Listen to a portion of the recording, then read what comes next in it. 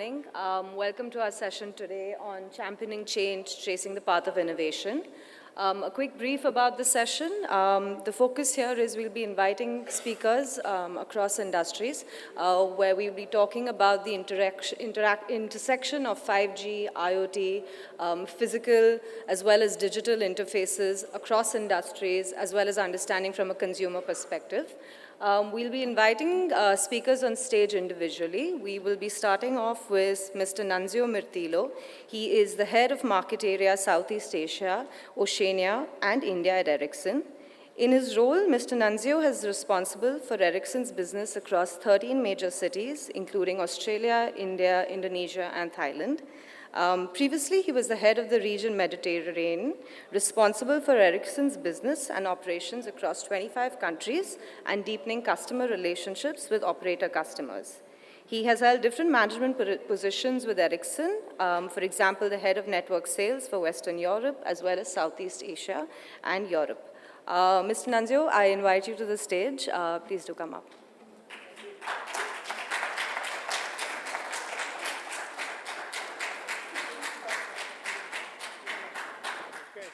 You can hear me, right? Can you hear me? Can you hear me?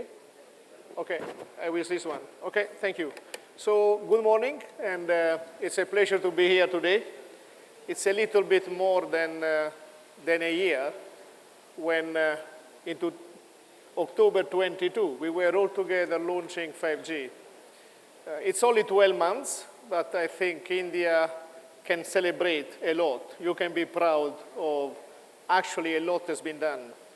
In only 12 months, we have been rolling out together with the ecosystem, the biggest and the fastest 5G network, and this has never been done. Simultaneously, we already have 100 million 5G sub. The 100 million 5G sub will be 131 million by year end, so it's growing quite fast. And also, which is remarkable, if we look at the customer satisfaction and the 5G customers, in India you have 13% higher fully satisfied customer than early adopter market average in the rest of the world. And in the rest of the world, we are comparing with US or Japan or Korea, and they have kind of launched the 5G network already 5 years ago, 4 years ago.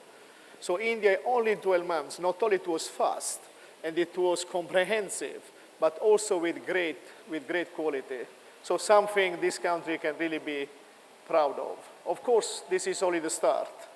We are at the tip of the iceberg. This is now a new phase of innovation with 5G.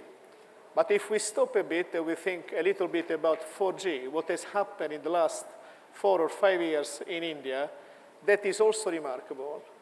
5G has made it possible for India to really bridge the digital divide. With 5G, we have been able to create new jobs and for sure to boost the economy. With the 5G infrastructure, it was possible for people living in the remotest areas of the country. You are moving the slides. Okay, sorry.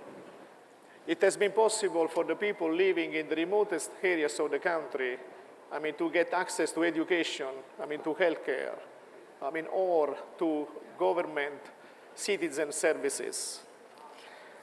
If you think a bit about, it's my favorite, UPI, which is your system for financial transaction.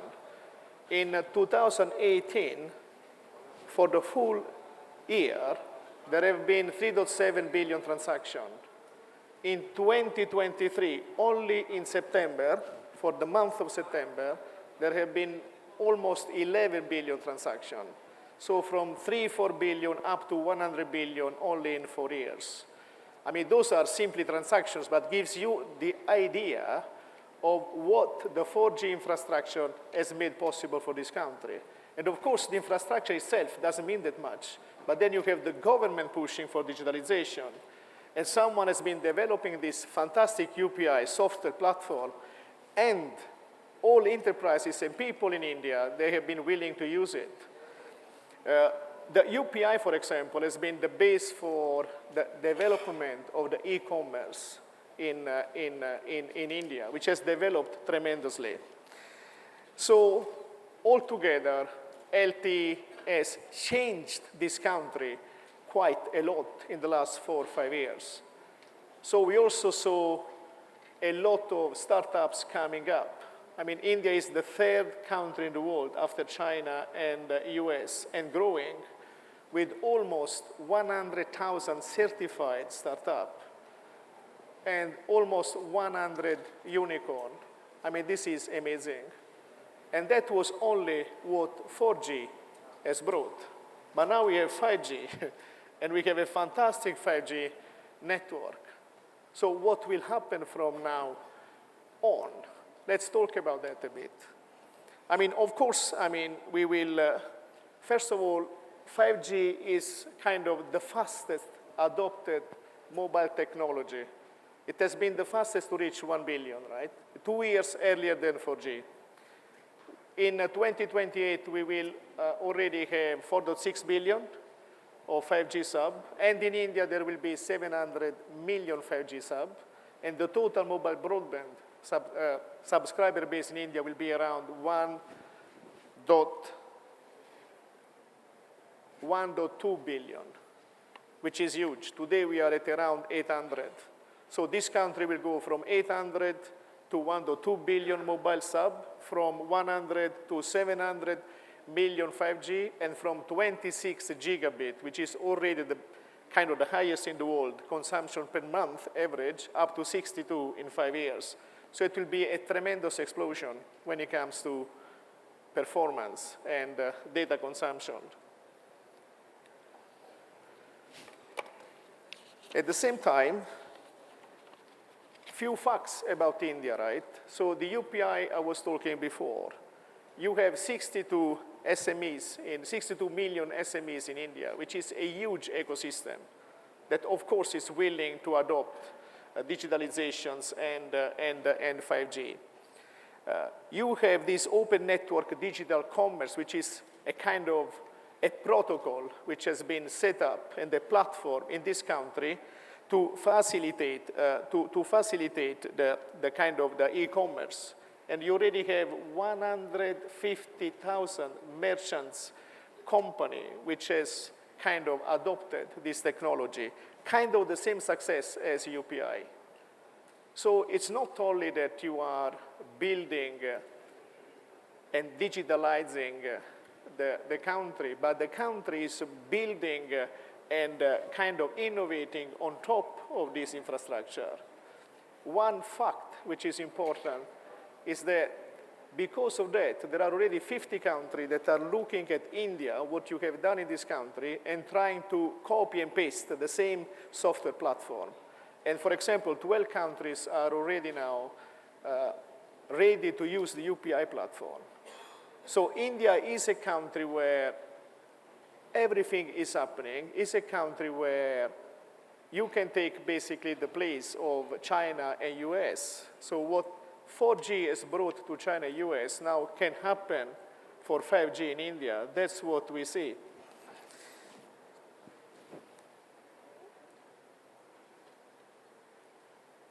And of course, I mean, we as Ericsson, we are, and we continue to be committed to this country. I think the first time I landed in this country was in 2017 for a business reason. And for me, it was clear after a couple of days, this was the right place to be. Everything was big, everything was moving, and there was a tremendous support and push from the government to digitalize this country. So this has been clear to Ericsson always, since a long time, but even clearer in the last 6 years, and now I believe it's clear to the world, to be honest. Anyhow, we have been investing in India since 120 years now. Our first factory in India, we did set up in 1994 in Pune. We have almost 2,000 people working in the R&D of Ericsson in India, and not because of kind of the competitive cost, but because of the skill and because of the environment that we have in this country. That's why we have decided to open a global AI accelerator R&D unit in India. There are only 3 in the world, 1 in US, 1 in Sweden, 1 in India, and that's why we have also decided to start with a 6G research unit in India for the same reason, because we believe this is the right place where we can learn from the country, help the country, and commit to the country. So again, thank you for listening. I mean, we are fully committed to this country. And of course, we will support, and we will continue to support with 5G and beyond. Thank you.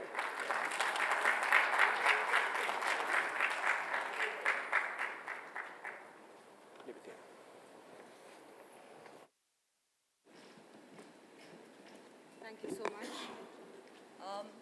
Next on stage, we invite Mr. Vimal Kumar. Mr. Vimal Kumar is the Global Head for Network Solution and Service Business at TCS. In his current role, he leads a strategic practice that helps communication service providers transform into true digital enterprises by embracing next-gen technologies. Thank you. By embracing next-gen technologies across network infrastructure, information operation systems, and service delivery platforms. As an industry advisor, Mr. Vimal brings in a strong domain knowledge, technology innovation, product engineering experience across industries. Over his 28 years of experience with TCS, Mr. Vimal has undertaken various strategic leadership roles across the United States, United Kingdom, and Asia Pacific.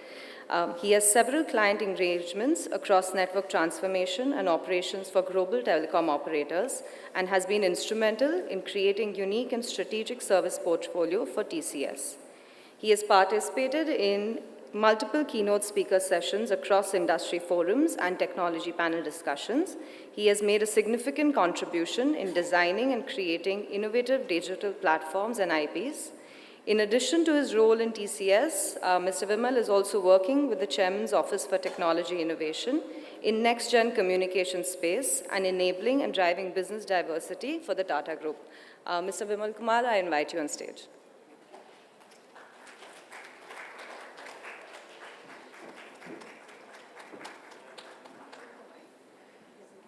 I'm good with this.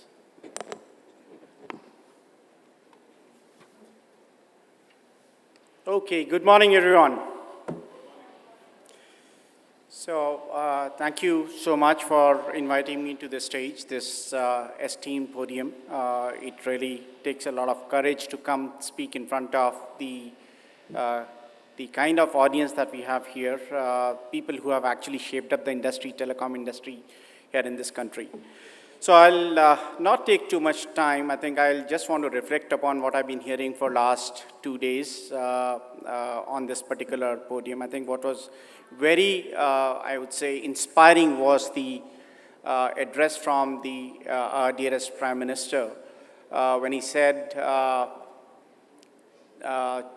technology is really changing the landscape of how we do or conduct business here. And what used to be true earlier a few years back was future is maybe 10 years ahead or 15 years ahead, and that's the path for future. Now the technology has turned future is here and now. I think that's very, very inspiring, I would say, guidance and a challenge that our PM gave us. I just thought I'll use this occasion or time that given to me to really unravel our experiences at TCS as to how do we really trace the path of innovation and how do we make it is very, very productive and it really yields the results for here and now rather than next 10 years. So first of all, let's demystify what is innovation. I think a lot of us know innovation as something which is a point disruption in some sense. Whereas the meaning of innovation in our scheme of things, in large scheme of things, which is enabled by communication infrastructure, has really broadened a lot now. Innovation is, for now, is not only limited to a point innovation, which indeed is very, very important for disruptions, but it is far more important to look at how this point innovation will drive the ecosystems together, create economic value for the end users at large, and create value for masses for a country like ours. So I think it's extremely important to understand that innovation is not limited to something an academia does or a startup does or a large system integrator does. I think the value of innovation is extremely important when it really starts to impact the masses, create value for the masses. So that's the first part. And last 3 years when I have been working with the Tata Group Chairman's office, we've realized that what we need to do for this country is very different for what we need to do for the world. And most innovations at scale should start here and then replicate to the world. So I think I'll take few moments to really unravel that mystery here. I think we've heard a lot about this country is now kind of proven to be the country which is leading the technology wave. We have the highest average data consumptions. We rolled out the 5G technologies in the shortest time frame. We kind of really pioneered the passive infrastructure, and now we'll pioneer the active infrastructure sharing as well. We are on the way to become really active and strong participants on how do we shape up the 6G standards through the TSTSI initiatives that TCS has been leading. What is extremely interesting is how we look at this industry and the ecosystem. So while I've been hearing a lot of people in the last couple of days, we look at three very clear ways of how we should look at this industry. First is what is inside the box. So all the work that all the OEMs and the startups and the players keep doing, which create the innovation or disruptive innovation inside the box. I think extremely critical. It's the seed point for most of the ecosystem innovations that we continue to expect to do. I really respect the amount of work which has been done by the industry leaders like Ericsson, Nokia, and a lot of new startups which have been founded in last maybe 5 years, which has been really creating a pace of change which is unprecedented, which is really proving future is here and now. Second piece that most often we miss is inside the network.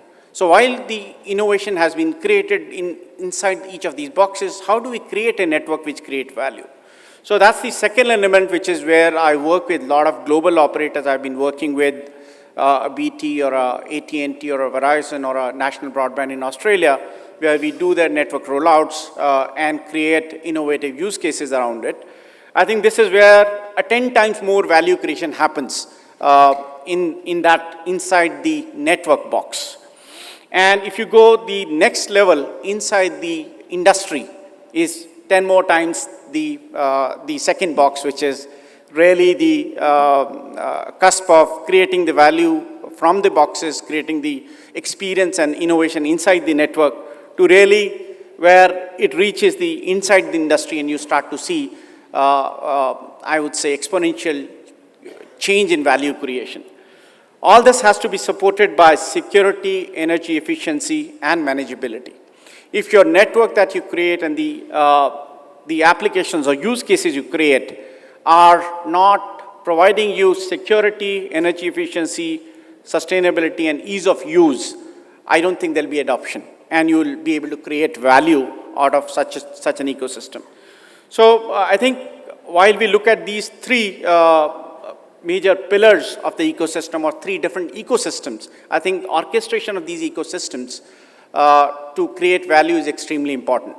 While I've seen DOT and the Government of India doing a phenomenal work, I think we have a very, very illustrious Secretary of Telecom. We have very, very illustrious Minister of Communications here who've been really relentlessly working on creating the right policy framework. I think it's extremely important to understand that these three ecosystems exist. They have to exist in harmony. At the same time, it has to be orchestrated well so that overall value for the masses can be created at scale, at exponential scale. So I'll just briefly talk about, I'll not take too much time, but I'll briefly talk about what is happening. So inside the box is when you go back into the technologies and how do you connect them inside the box and inside the network. What we realized, networks of the past were more of connected boxes everywhere. And how do you connect them more efficiently? How do you operate them more efficiently? in the current generation here, future is here and now thinking, one has to really start to look at network as blocks of software intelligence. A lot of it is in software. A lot of it exists on the cloud. A lot of it operates really out of the clouds and create value out of the clouds. So we got to move from a model where boxes needed to be integrated to a model where intelligence sits in the cloud. And how do we orchestrate that intelligence? And communication infrastructure underneath really has to be resilient, available, secure all the time. And the asks of resilience and asks of the availability and the asks of the latencies are something which are being driven by 5G and 6G standards on that front. So so you really need to go back to the whiteboards and rethink what a network is. Network is no more boxes, it is intelligence sitting in the cloud. And how would that's the third box that we spoke about inside the industries. Really how you need to rethink how efficiencies would get created in each industry. And what we've realized, and that's a very global phenomena, when I talk to each and every global operator, they believe, and a lot of the narrative is, well, I'm not getting the equivalent returns of the 5G investments that I've made. And where is the failure? And as system integrator, as consulting company, a lot of those questions get asked to us. I think very, very clearly, the issues are with respect to telcos or OEMs being asked to create use cases. And that's something that I think we need to change. Use cases have to come from the industry. Use cases have to be very, very specialized, which will solve our industry problem. So we have to change the direction of the arrow where industry is saying, okay, 5G is here, give me a use case, prove it to me. But if you change the arrow, that industry wants to pull it. This is I want to do, how much I can do it better. I think you will be able to solve this problem. And I think in last about 1 year that we've seen an aggressive rollout of 5G in India, we're very confident that when we work with industries within the Tata Group, as you all know, Tata Group has footprint in all the 9 important industries within the country and globally.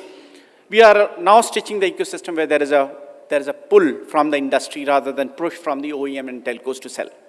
I think that is what is going to change the consumption economy big time.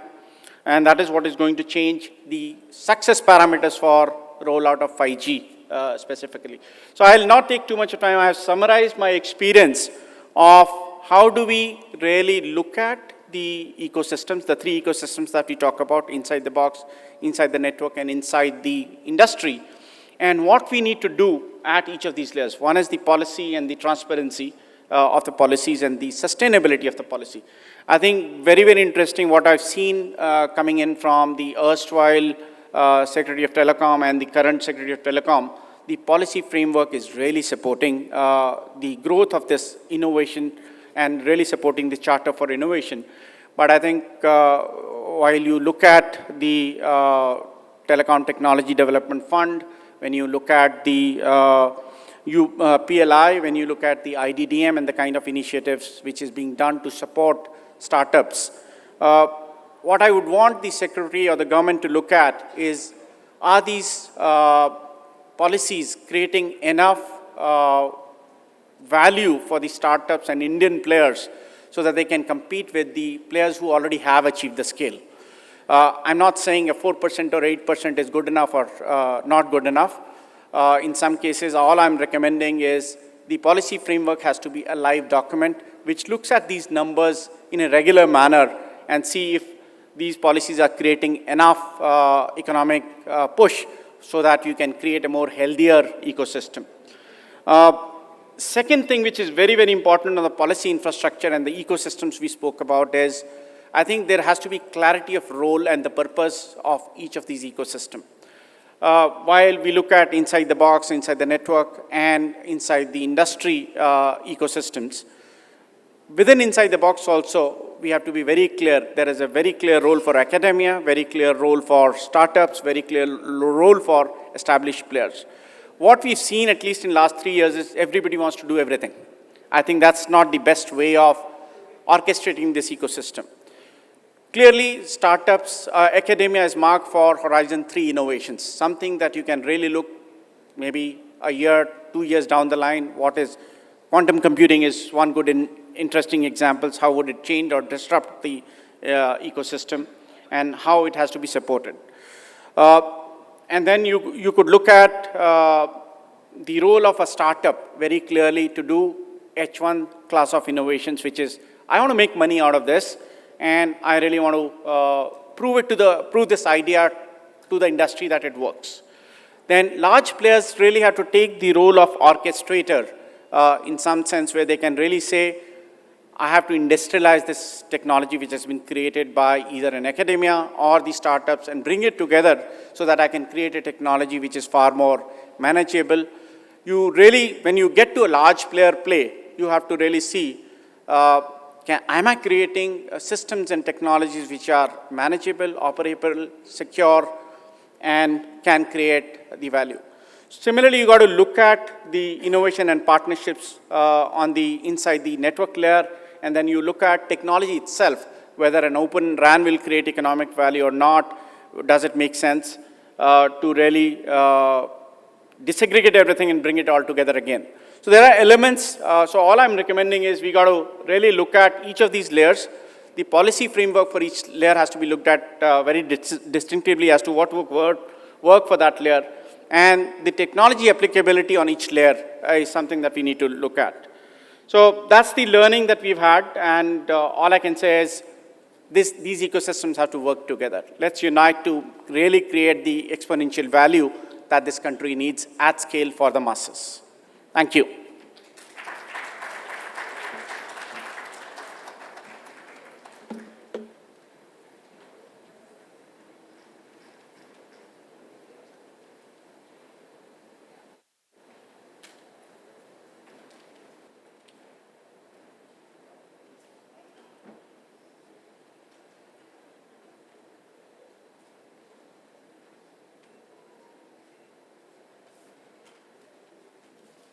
Thank you, Mr. Kumar. Next up on stage, we have Mr. Sanjay Malik. He is the head of India market, responsible for Nokia Networks business operations. He also heads Nokia's country management team that is responsible for global operations such as manufacturing, R&D, and global delivery centers located within India. Under his leadership, Nokia has been ranked #1 in core and access segment consistently, and #2 in IP and optics engaged segment. With over 30 years of global experience in the telecom and IT industry, Mr. Sanjay joined Nokia in the year 2000 and has held various senior leadership positions, which are both customer-facing as well as global. He has a proven track record of leading growth, turnarounds, customer management, value selling, large multicultural organizational development, and delivering performance both in India as well as outside the country. Mr. Sanjay Malik, I invite you on stage.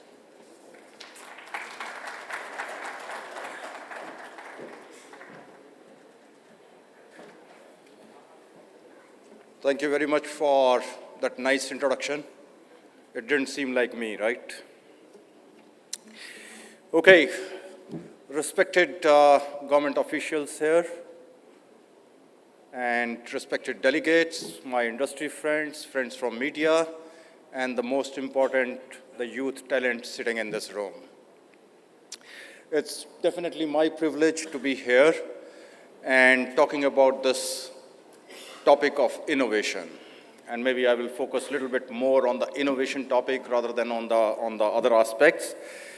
And I know that India and all of you have been hearing that we have transformed quite a lot in quite a few sectors over the last decade.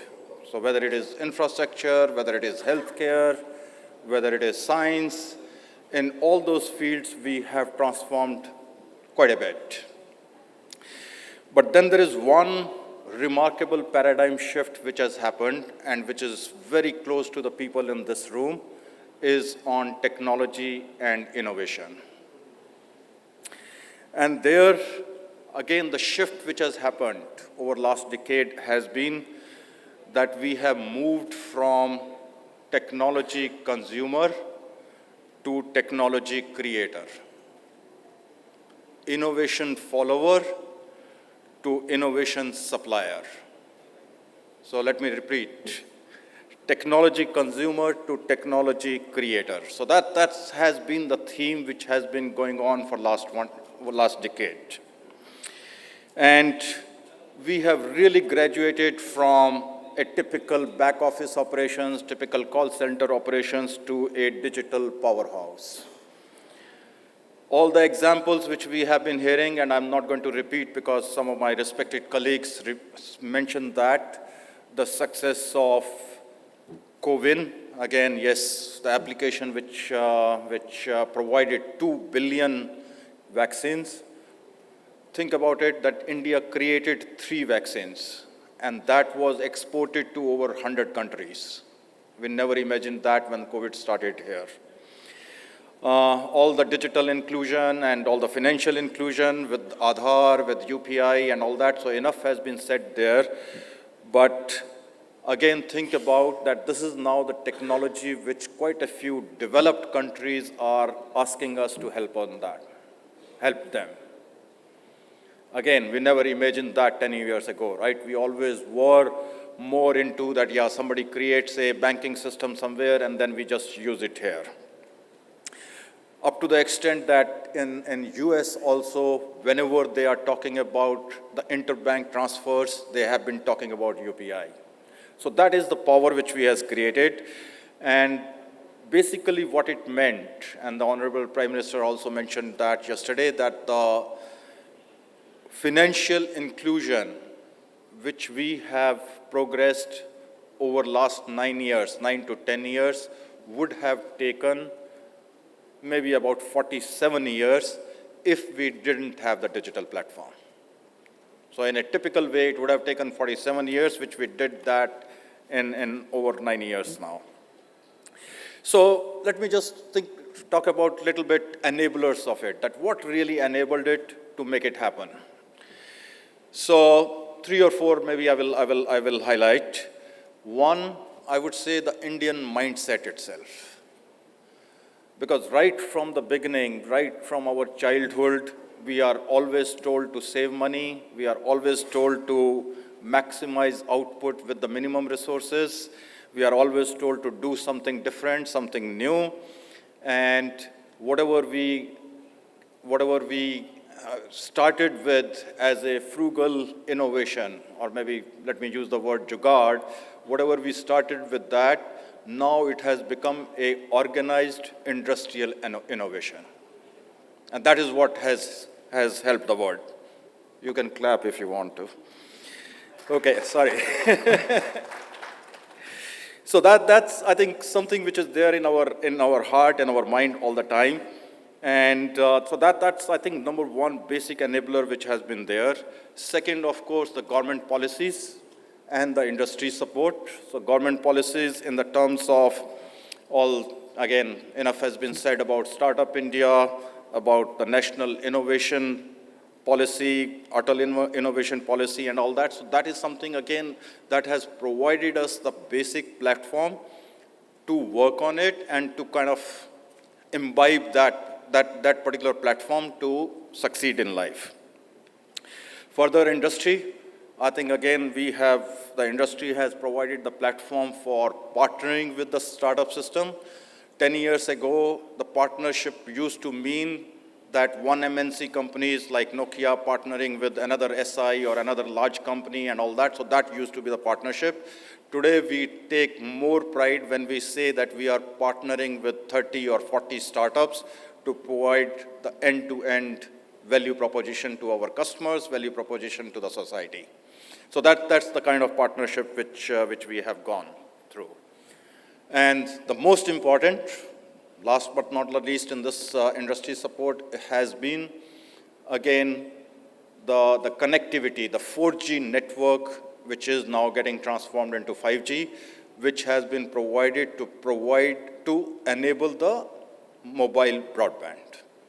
Without that, again, I can say here with full confidence that without that, this kind of financial inclusion and digital inclusion would not have happened.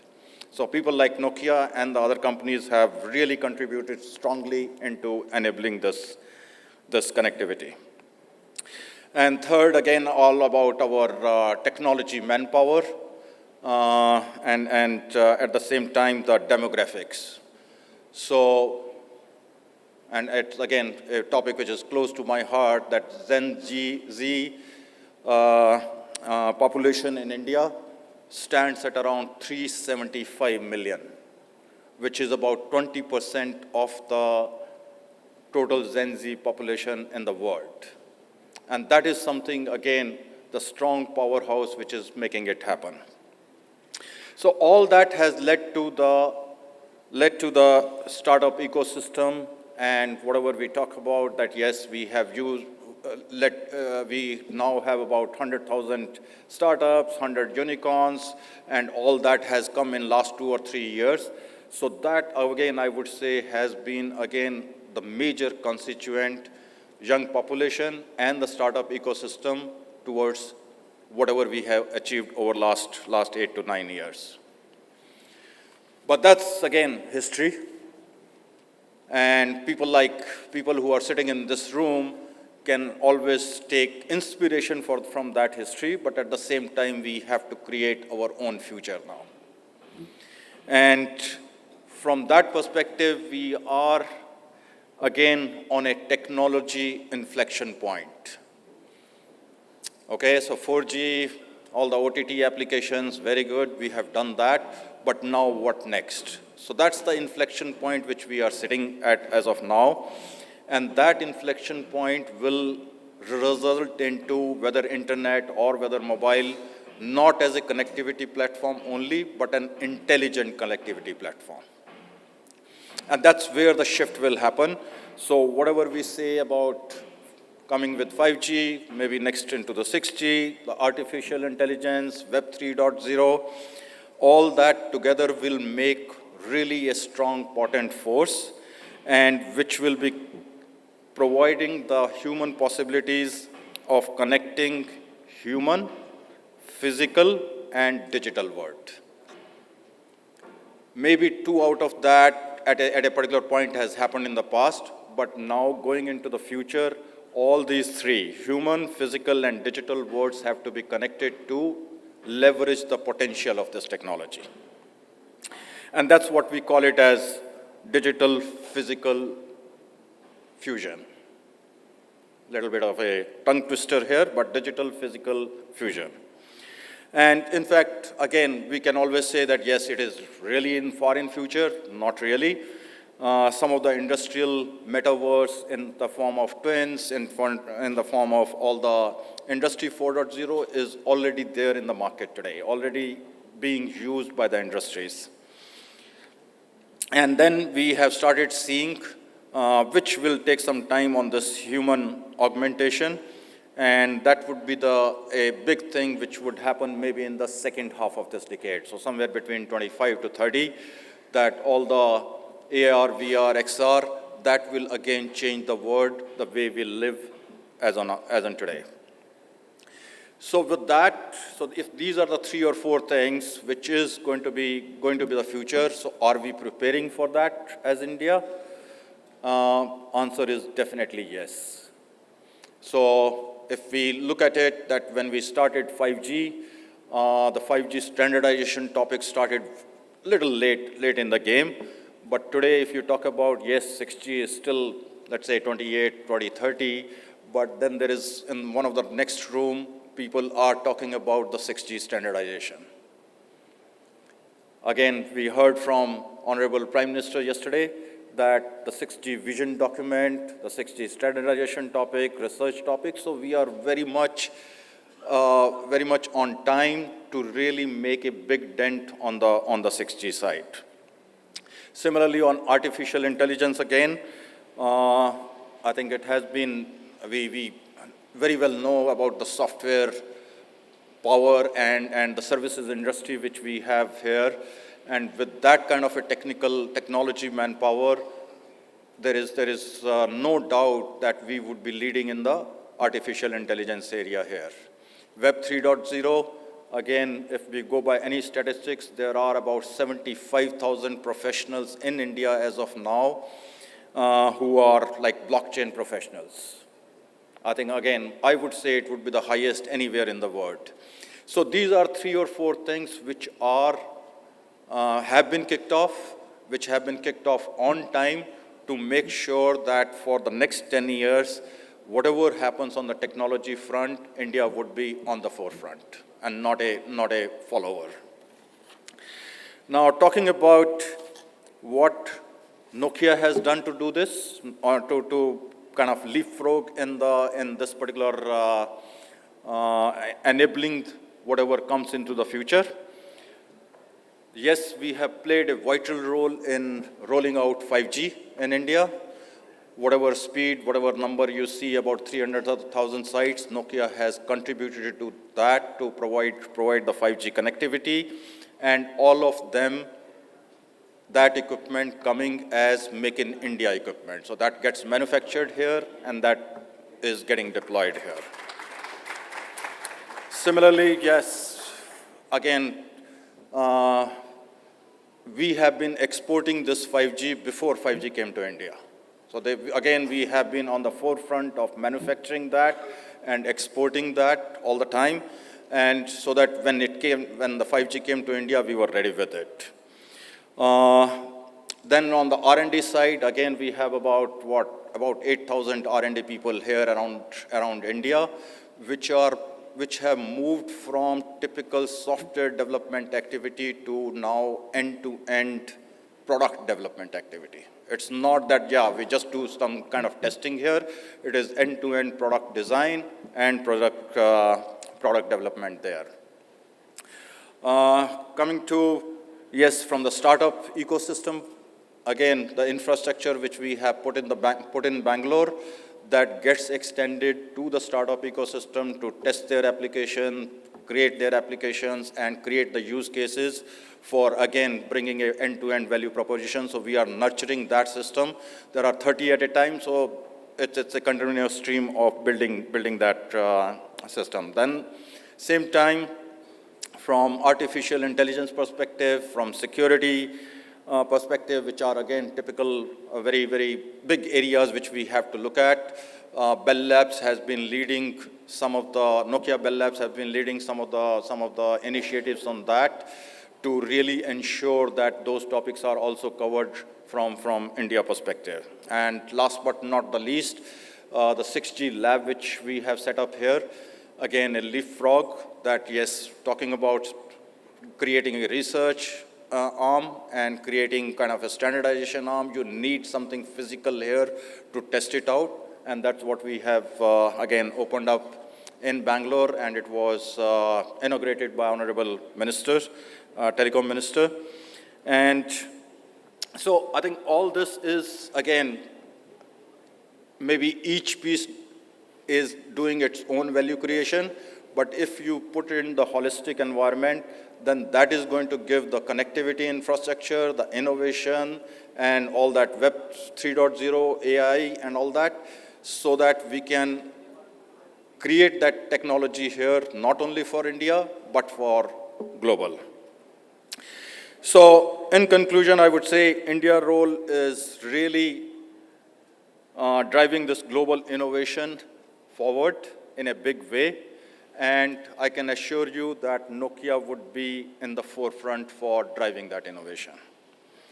So just to conclude, I think from India perspective, whenever we have this year 2K problem, Y2K problem, whenever we had the COVID problem, I would say the catch line is that whatever the challenge in the world, India will have the solution. India had the solution, and India will have the solution. So no longer we are consumer of technology, but we are creating technology here. Thank you very much.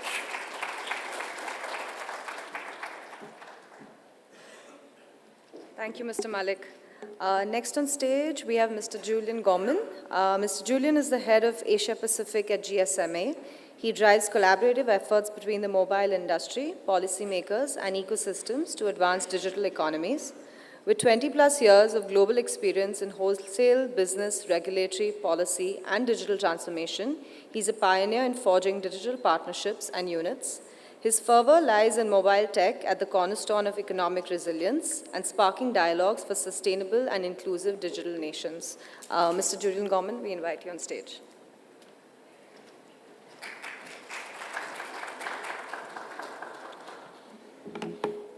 Good morning, distinguished guests, fellow speakers, ladies and gentlemen. First, I'd like to thank Ramki and the team at IMC for this opportunity to share some views, and also General Kocher and the team at COAI for inviting GSMA to be part of this. You know, GSMA actually has a long history in India as an organisation, and I have colleagues here in the audience who have been here since the earliest days of India's networks.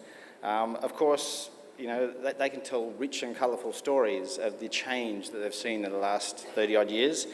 And, in 30 years of development, you do expect some change. But I think in any assessment of change, of digital transformation, of the vision for digital India, and for growth in the sustainable digital world, the last few years in India have really stood out as exemplary.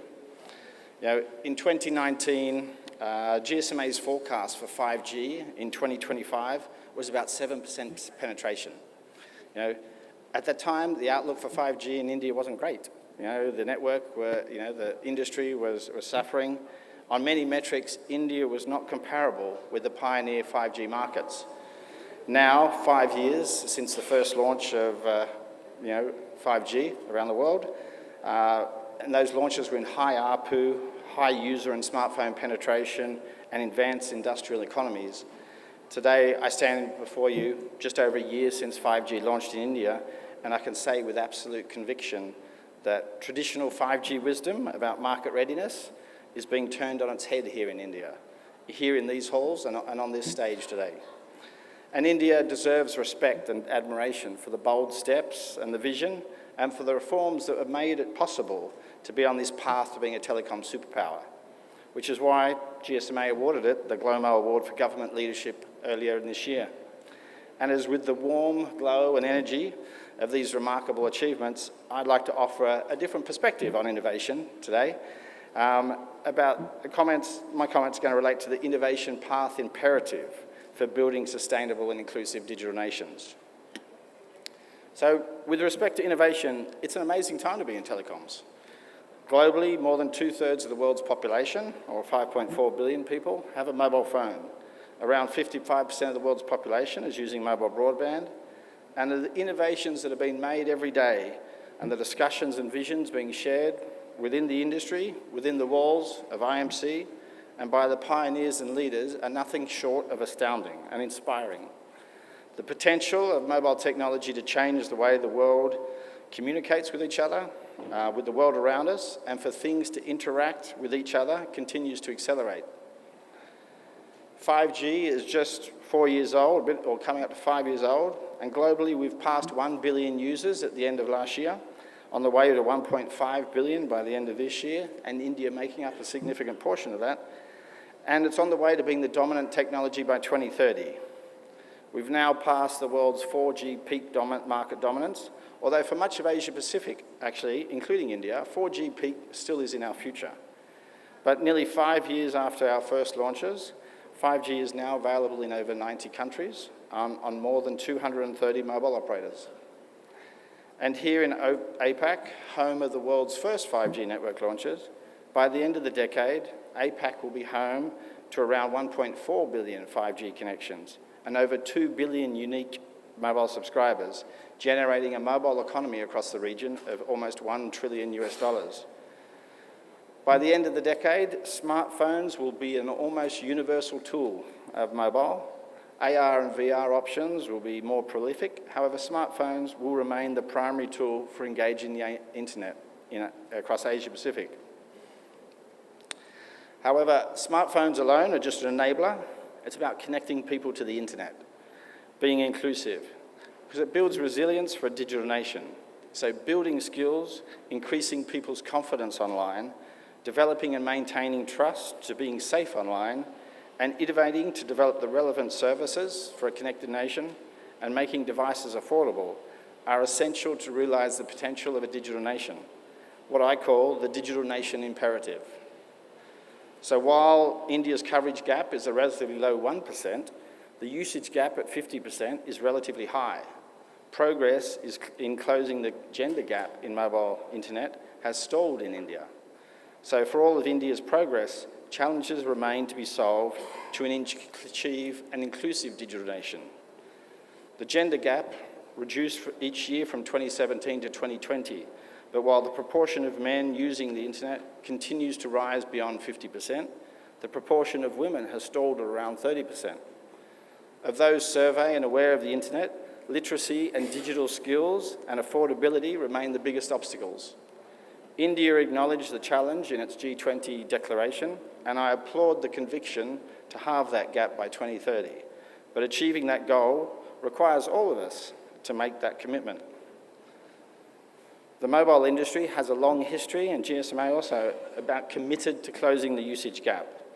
Globally, GSMA is providing advisory support and training materials to operators based on research and experience in India and elsewhere on improving digital skills. Using tools such as our mobile internet skills training kit, we have now reached over 65 million people in 27 countries. And this is just part of our Connected Women program. Here in India, Reliance Jio is a Connected Women partner of GSMA and is rolling out a national digital skills program. GSMA also maintains a mobile connectivity index to help identify policy and regulatory intervention opportunities and are working with the DOT and TRAI here to help solve them. GSMA is also conducting research in India, including on consumers, female micro-entrepreneurs, to learn about use of mobile and digital skills and inform the discussions with government and industry. And this year, we participated in the W20 program as part of the G20 and applaud India's leadership to adopt that recommendation to halve the usage gap by the end of the decade. But as we innovate and navigate towards this target, we must be conscious that inclusion is not a static destination or a measure, or not just the responsibility of the government or the mobile operators. The skills and access required to be part of a digital nation are evolving. We must all commit to this vision, make it part of our DNA, and we must innovate and adapt to ensure that no one is left behind. So, as 5G gathers pace, mobile connectivity is going to increasingly be the core of digital innovation across the region, and as India continues to grow its global leadership, its role to illuminate the path for other nations to follow, its role to share knowledge and experience, to collaborate and to lead, and the need for innovation to be at the heart and DNA will also grow. India has shown tremendous energy and fortitude to overcome challenges and be a force to advance 5G and future generations. We need to apply that power to the digital nation imperative of inclusion, not only in India, but for the world. To not only be a global telecom superpower, but to be a global telecom statesman. You know, I've been in the industry for about 30 years, or 25 years now, and I know so have many of you, maybe even longer. About 20 years ago, when I was with Vodafone Group Enterprise, I demonstrated HSDPA to the King of Spain at Mobile World Congress. I showed him how you could now download emails and with attachments to your laptop on a PCMCIA card, and it only took a couple of minutes. After the long, awkward pause, as you watch something download, as you do, he asked what else it could do. I didn't have an answer. I didn't have a use case to tell him. Emails and downloading songs for businessmen was it. But fast forward to today, I can tell you there has never been a more exciting time to be part of all of this. As we keep evolving, the possibilities keep growing, and right now it feels like anything is possible. Look how far we've come. It's 50 years since the first mobile phone call. The mobile industry has completely transformed the way we live, the way we work, and the way we interact with the world around us. At its core has been the passion and perseverance for innovation, and we must continue to apply that innovation to close the usage gap, to solve the digital nation imperative that we leave no one behind. And today I invite you all to make your own commitment to being part of that journey. Thank you.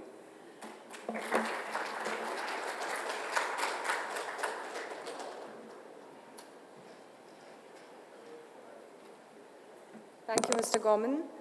Next on stage, we have Mr. Savi Soin. He is the President of Qualcomm India. In his role, he spearheads Qualcomm's strategic initiatives, building essential relationships with industry, government, and academia. With over 2 decades at Qualcomm, he has held pivotal roles in strategy, business development, and operations, shaping the company's global vision. Savi's extensive leadership experience lies both in India and at Qualcomm San Diego headquarters, making him a key player in the technology landscape. Mr. Soin, welcome you on stage.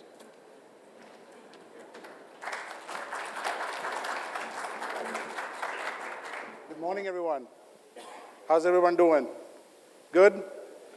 Excellent. You know, I was just recollecting driving in yesterday. When was the last time? I just came to the country a couple months ago, joined as head of Qualcomm business side a couple months ago. And I was driving in yesterday and I was realizing that the last time I was here was for a book fair. So it's good to be here again for IMC to get knowledge, right? It was all about knowledge then, knowledge now. So great to be here, good to see everyone. Super excited to be in India at this time in its journey. So a little bit about, Qualcomm, right? You guys probably know Qualcomm. We've got the largest, people say, you're a San Diego company. I'd say if you look at by the workforce, we have more people in India than we have anywhere else in the world, right? We've been the first in 5G. We've been bringing 5G in terms of devices, connectivity, and other things into India. We're the first one to support NAVIC, and we'll be the first one when the semiconductor ecosystem comes here. Our CEO has been very clear. We'll be the first one to bring fab and fab utilization and semiconductor and so on and so forth when India is ready. These are the commitments that we have to India's decade, and we're fully committed to India. In my talk today, I'll talk about sort of what I have learned over the last 25 years with all these 2G, 3G, 4G, 5G transitions and what we can do in India, right? And with all of us in the ecosystem, we all need to work together to make that happen. So if you look at it, there's a lot of pieces that, you guys are very familiar with, so I won't repeat it.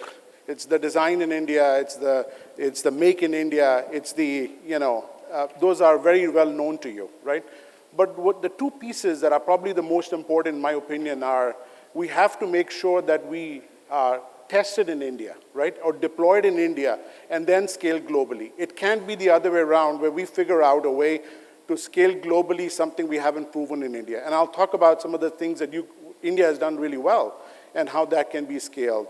If you look at, for example, I think people talk about UPI. What I learned from the UPI, by the way, I couldn't exist in India.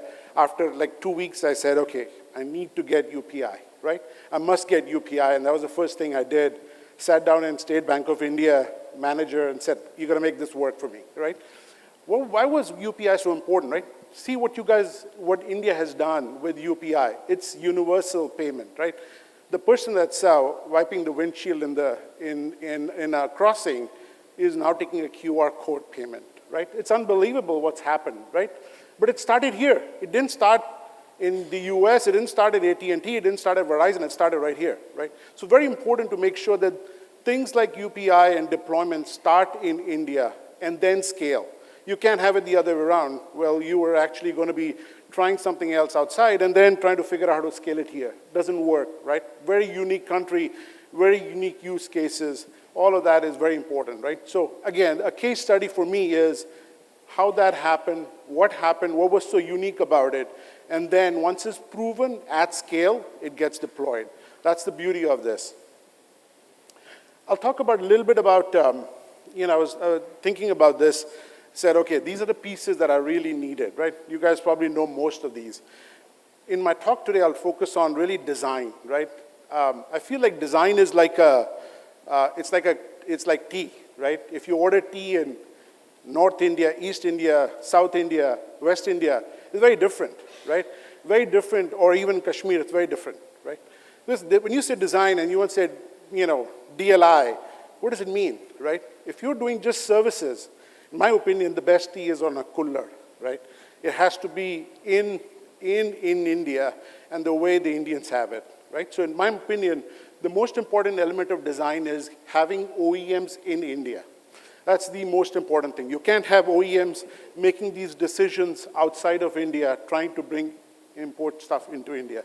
That's one of the journeys that we at Qualcomm, and that's our business model at Qualcomm, is how do we do that, right? And we'll talk about some of that stuff. I wanted to also reflect on the case study on phones, right? And the successes with phones, right? If you look at the phone market, right? 2010 versus now, right? India used to have phone brands. You know, you guys know that better than I do. Lavas, Carbons, Micromax, right? Massive companies that were doing phones, that were phone OEMs in India, right?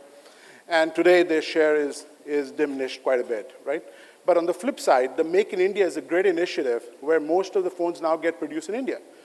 Case in point. So there's a success there in terms of Make in India and production, but we have to focus also on design with local design, local OEMs. That's going to be a pretty important element of how we move forward as a country and as, you know, as 5G gets, you know, into enterprises and other use cases. So we're going to be super important. You know, I wanted to talk a little bit about Qualcomm, right? Why Qualcomm? People don't know much about, you know, people say, okay, you're a fabulous company. You guys, how can you help, right? I think we are, it's very uniquely positioned, my team and I are very uniquely positioned because we've pretty much touched all the industries. All the industry require connectivity. Now, all the industry require AI. All the industry requires some sort of a display, some low power use case. All of those places are where Qualcomm is very well positioned. And we have a strategy within Qualcomm where we call a one technology roadmap, where we leverage the technology across multiple verticals, all the way from phones to cars to industrial enterprises and so on and so forth. So we're super excited about, you know, where we are, how we can help India in its journey of creating for India, by Indian OEMs in India, right? So we're super excited about that. And we are sort of the enabler of the ecosystem. We provide technology, we provide, you know, know-how, we provide help in making that happen. I'll talk about Navic for a little bit, right? And it's a great case study of, again, something that was for India, in India, and then scaled, right? We started engaging with the folks at ISRO and others in 2018. We were the first chipset supplier in 2019 to come up with a chip, and now we have scaled it across more than 500 million chips now have this feature enabled. Again, an amazing success story that started right here for Indian use cases, and with Qualcomm, we were able to scale this globally, right? Our presence in India, we're located in six areas, six cities. And we have multiple center of excellence across these six locations. And like I said before, we're more employees in India now than we have anywhere else in the globe. As a company, we've been very working on how to develop the ecosystem, right? We've been talking about the industry-leading technology platforms. We've been talking about collaborations with everybody in the ecosystem, all the way from Nokia, Ericsson, Tejas Networks, all the way to Airtel, Jio, BSNL, and pretty much everywhere across the private and public sector, right? We're looking at setting up 5G innovation hubs. We're looking at how do we actually get, we have something called the Qualcomm Semiconductor Mentorship Program. We have something called the Qualcomm Design in India Challenge. All of these challenges are for Qualcomm to help the ecosystem grow. Very important to us that we see everybody in the ecosystem utilizing the power of 5G, power of connectivity, power of computing now, right, in developing some of these use cases for India by Indian OEMs. That's that's the journey we're on, and my team and I are on. So again, if you want to take away two things from anything I said today, I think two things is, remember the UPI case. The UPI case is prove it here, scale it here, go global, right? Very important to make sure that that's a proven case. It's very successful, right? Second thing, it's all about, not all design is the same. Remember, the best chai is the cooler chai, right? And that basically means that we need more OEMs in India developing technology use cases in India. So really appreciate the time, and hopefully those are the two things you guys can take away and see what we can all do together in the ecosystem.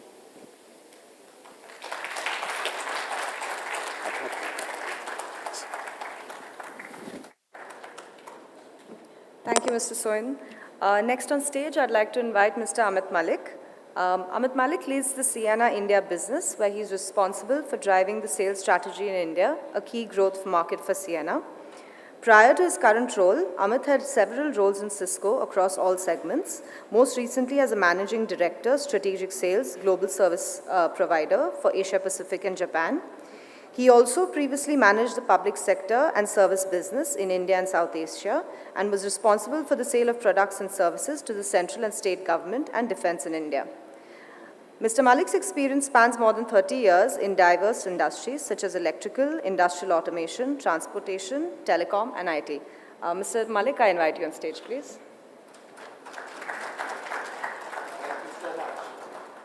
Good morning. I'm audible?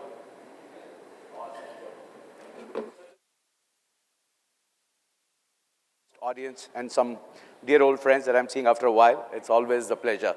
Yeah. Great topic, championing change, talking about innovation, right? But before I do that, let me just get a sense of the demography of the audience. How many of you grew up in 70s, 80s watching Star Trek, Back to Future, movie science fictions?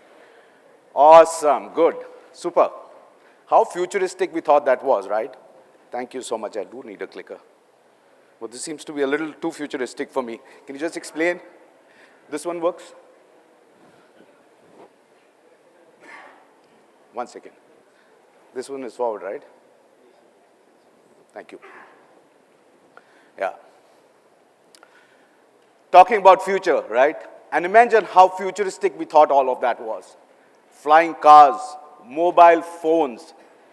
We could have never dreamt we were going to see this in my lifetime. Right? At least I could not. I know some of you probably were bigger dreamers than I was, but at least I could not. And I was just reminded of this fact the other day when I was talking to my daughter. She's a biotech entrepreneur. And she came to me, she said, Dad, you know what, I'm working on an AI platform for vaccines. And I told her, it's too futuristic. It is not going to happen anytime soon. She says, how can you even say that? You know, things will happen faster than you know. And I had to say, oh my goodness, actually speaking, a lot of the things that I've seen, and I've, over the journey of the last 3 decades, have been way faster than what I had imagined. And it's all about change. We are very fortunate, actually, all of us living in an era of change. In fact, I start some of my conversations by saying, you know what, welcome to the future is already here. But whatever we thought as future is already happening. So it's all about change, and it's equally important to champion this change. So I'll drive this closer to home about the industry in a bit, but first I wanted to just set this context around change. And while I was doing that, I heard so many of these esteemed speakers before this, all talking about innovation. And that kind of took me back memory lane, right? And I was thinking about, I think it was about 5 years ago, and I was being interviewed by a media, and they were asking me, you know, how can we get Silicon Valley to India? And my answer that time, and it was published, is Silicon Valley is a state of mind. Silicon Valley is not really a place, it's about a thought process. And so interesting to hear from everybody that Silicon Valley is actually coming in India. You heard from everybody is talking about R&D setups being set up. And who better than the Honorable Prime Minister when he spoke about 5G, 6G, the innovation that is happening is going to be starting here. So very happy to say that when we are saying championing change, the change is actually being driven from India. Okay. Now let's get closer to what's really happening in the industry. And we say the network has never been more important. There was a similar conference earlier, and they were talking about how network is net worth. And although I don't think there could be a better analogy, right? I love that cooler chair analogy, by the way, right? That was also fantastic. But networks today is absolutely critical. Anything that we spoke about today, you heard about UPI, you talk about appification, you talk about anything. If the network is not built to support any of that innovation, none of that would happen. And what is this network? You rewind 10 years ago, probably we talk about connecting people. We said it's going to be Internet of People. Then we said it's going to be Internet of Things. Then we said it's going to be Internet of Everything. What's connecting all of this? It is the net, the internet, the network. And network is absolutely foundational. Why I'm saying that is today, this is where the innovation really needs to happen. And we are very fortunate at Sienna to be driving a lot of this innovation. What's really happening with the networks as well? There is a significant architectural shift that we see. Today, data is being consumed from everywhere. We talk about what's really happening on the residential side. We talk about the cloudification. I think it was just about yesterday when we said everything is moving to the cloud. And today we are saying it is not only moving to the cloud, it is getting analyzed in the cloud, there is AI being built in the cloud, and there is decision making in the cloud. And this change has happened over the last few years only. Let me take a step back on what's really happening from a data perspective before I move on the enterprise side. There's some very interesting facts. The other day we were just analyzing, I was sitting with one of the government officials and he was sharing with me how the data centers are coming up in India. Every year, the data center in India is likely to keep doubling over the next 5 to 6 years. Doubling every year, right? That's significant. And believe me, all these calculations were done even before the advent of something called generative AI. Just to give you another data point, generative AI today is just about 1% of the traffic on internet. Over the next 1.5 years, it's expected to be 11%. Now let's do the maths. Just imagine how many data centers we'll be needing. What kind of data centers we'll be building. It's going to be purely revolutionary. The speeds, the feeds, the capacities that we've grown up thinking, all of that is going to change. I don't know if everybody had the chance, anybody had the chance, I'm sure you just raised hand, working on those 33 kbps, 56 kbps modems, right? How difficult life was at that moment. Life's really changed. Just the other day, we were talking about 800 gigs. And today, we are saying even 1.6 tera might not be good enough. And I'll come back to that in a minute. But what's important today is not just about capacity. It's equally important to have the right level of analytics, the right level of automation, and a very high degree of flexibility. There was a debate a few years ago on where should the data be. Should everything move to cloud? Or should something move to cloud, rest should be on-prem? There was a big war, everybody said, there was obviously one school of thought which said everything should move to cloud. There was one school of thought which said, no, we are not ready for the cloud. Then we said it should be hybrid. But today, the reality is we need to be so flexible that with a touch of a button, we can move between clouds, between on-prem to off-prem. That is the world we live in. And all of this need to be supported by strong AI ML. I was talking about speeds and feeds, right? Remembering the good old 56 kbps modem days. Look at how the speeds and feeds have evolved. 10 Mbps was a eureka moment at one point. 1 gigs meant we've arrived. Things are not going to change now for a while. 1 gig is like, it's enough. Nobody's going to go beyond that, right? We're talking about 800 gigs. We're still talking about 800 gigs, right? And we're saying, now definitely this is it. This is going to be there for a decade. If you see the motion over 1980s, it used to be a decade before you move from 10 Mbps to 100 Mbps. And if you see in this last decade, there are almost 6 transitions which happened simultaneously, which is mind-blowing, right? And we are saying 800 gigs today is also not sufficient. We need to move towards 1.6 tera. And why I say that is because I'm very, very proud because we are the world's first organization to actually launch 1.6 terabits per second from a coherent optical perspective. It gives me great joy because we are an organization which stands on this foundation of innovation. And we truly believe that this is going to shape the future. A lot of things that you heard from the previous guests when they were saying, you know, this would happen, that would happen. As I said, this is the foundation.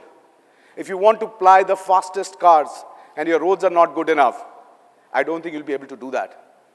And we proudly say that we are building most of these fast roads as you were, or internet highways as we speak about. But the best part relating to Silicon Valley analogy that we are saying, Silicon Valley is a state of mind, and I'm saying Silicon Valley is now here in India. You heard from the previous speakers talk about a lot of R&D that's happening in India. And we are very fortunate, outside of North America, our second biggest hub for R&D is in India. For us, Silicon Valley is Gurgaon. That is where a lot of this revolution, a lot of this innovation that we're talking about is actually coming out. We are manufacturing in India. We manufacture in Chennai now. And a lot of things that we are talking about are being shaped by customers here in India. So we are right-sizing products for the India audience. We are right-sizing products based on the feedback that we receive from them. But taking a step forward, actually it's a leap forward. Now what's really happening from, we spoke about the networks getting faster and faster and faster. But taking a step back, I was also thinking of what Thomas Friedman said once, right? You read the book. Anybody read The World is Flat? Show of hands? Yes, a few of them. Thomas Friedman said the world is flat, but I'm sure he never realized the world is flatter than what he could have ever imagined, right? It's getting flatter by the day. We started a journey of voice and data converging at one point, which seemed like a significant innovation. It moved to voice, data, and video combining, which was again Eureka moment. We saw 3 layers compiling. But yet there are 2 fundamental layers, which is the IP layer and the optical layer. Now we are moving into an era where we'll see IP and optical combining. From whatever we can see right now, that'll be truly flat, right? And this is what we call as convergence. But is that real convergence? Because depending upon what prism or what lens you use to define convergence, it seems like a very simplistic definition, right? IP optical coming together probably solves so many things. Wow, cost gets down, everybody gets to enjoy. It's not as simplistic as that, right? It is still very much like an organization, right? If you see the layers that you see over there, the multiple layers, they're like an organization with a multiple silos sometimes. And it's about getting all of them together. So true convergence is multi-layer. And a true convergence is one where every layer talks to every other layer. There has to be a communication. And there have to be very, very strong insights. And that's why AI today plays a very significant role. Insights play a very significant role. Only when we are able to do this, that is when we will drive true convergence. And when we say innovation, we at Sienna believe bringing humanity to innovation is most important. But it seems like a Madhrud statement, bringing humanity to innovation. What does it really mean, right? For us, ESG, environment, sustainability, these are not buzzwords. They are part of our DNA. Every product that we are building, all the innovation that you heard me talk about, getting faster. Not only are we getting faster, we are getting that much more efficient. All our new technologies probably consume half the amount of power they used to consume earlier. They probably occupy less than half the space they used to consume earlier. This is our contribution to the environment. This is our contribution to our customers. We are also one of the few organizations who actually took up the charter of being carbon neutral by 2024. I repeat that, 2024, which is just around the corner. We are almost 85% done on that journey. By 2024, we'll be carbon neutral as an organization. There are not many organizations out there. You hear 2030, you'll hear 2035, but you'll see very few talking about 2024. And how are we doing that? Simple innovation. And sometimes, innovation can be just small incremental steps. It may not be very large things. And I always keep saying, change is not about doing something absolutely new. Sometimes it's just taking incremental step. And maybe on a lighter note, I was getting very amused when I was sitting there. When I sat initially and the initial speakers were speaking, they were not very audible, right? And I was wondering, there's something wrong with the sound system. And then this gentleman came and he did a little change. He moved the mic up a little bit. and suddenly it was a eureka moment and everybody could hear well. So that's like incremental change. But coming to something very significant on a more serious note is something that we're driving is this whole concept of liquid cooling.